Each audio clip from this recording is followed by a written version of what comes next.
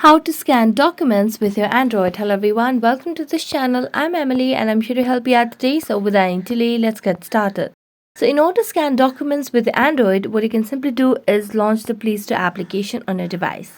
As you launch the Play Store, tap on the search bar and search for the scanner applications over here. I'm going to search for this application over here and install it. As you can see, I've already installed it, so I'm going to tap on open. And as I tap open, what you simply need to do over here is you need to have a proper internet connection.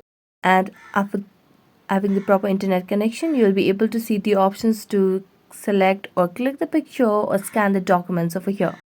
So simply tap on this camera icon at the bottom right corner of the screen.